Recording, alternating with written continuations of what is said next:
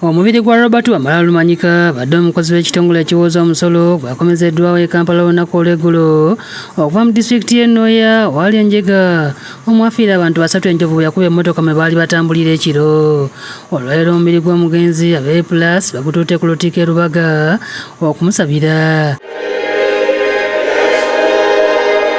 Emisa ekulembeddwa mu ddiini wa Lutikko Dansa Nkiwanuka Mazinga nga yeetabyemu abakozi ba URA, bannamawulire, abayimbi n'abalala. Basoose Ganzi Kayumuli ku ssanduuko y'omugenzi nga nnamwandu n'abaana bye bakulembeddemu.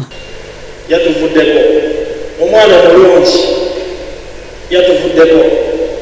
Nnamwandu Lobby James Wamala wamu ne mulekuwa babiri Ejeneo boogedde ku bulamu bw'omugenzi ne bamusuubiza okutuukiriza ebirooto by'abadde abaagaliza.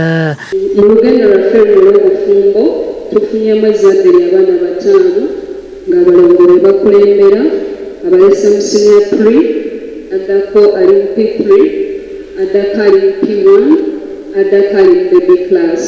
Nzikiriza nga Mukama y'embeezi bajja kusoma batuuke kwekyo kyabadde yayanira abaana be batuuke. You are really as self-contained father, brother, sibling, uncle, dad, best friend, son, husband, and admiration to all of us. I end by promising you, Daddy, to accomplish your dreams that you always wish for, and to become who you wanted me to become. May your soul rest in peace. Ab'enganda za kitaawe w'omugenzi nga bakulembeddwa mu Luyombo Kagenda boogedde kusoma kw'omugenzi n'ebiseera bye ebyasembayo nga tanava mulamu bwansi. Nnyina w'omugenzi nga ye Margaret Namakula ng'alwamu ne bakkojja w'omugenzi bawuniikiriza abakungubazi bwe babadde batootola obuvunaanyizibwa omugenzi bw'abalekedde.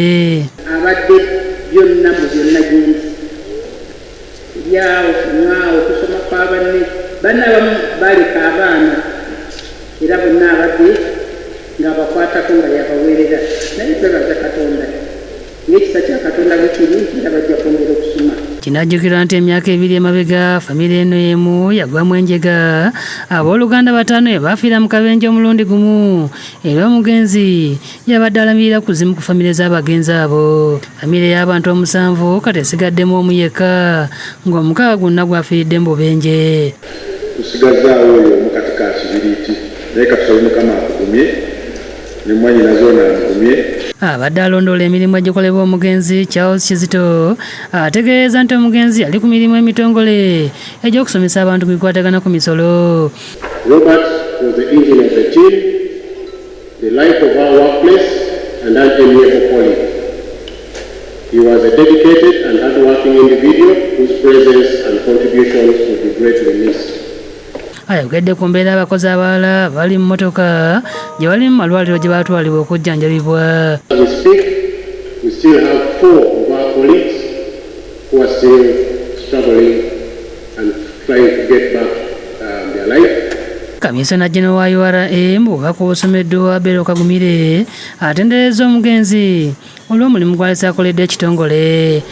Omwami Robert atugenzeeko content gye mulaba obutabo bw'omu mu Luganda bwali mu Lutoolo bwali mu Nyankole bwali mu ki ne Hapusa oyo oyo bakoledde wamu naye simanyi nga bw'owulira nga akuvudde mu maaso. Omugenzi alese nnamwandu ne bamulyoka 5 nga bakuziikibwa Namataba esangibwa mu disitulikiti y'e Mukono ku luguudo oludda Ejjinja olunaku olw'enkya. Julius Kafuluma ne Tamale David be bakusakidde eggulu eno ku Lwabukedde TV.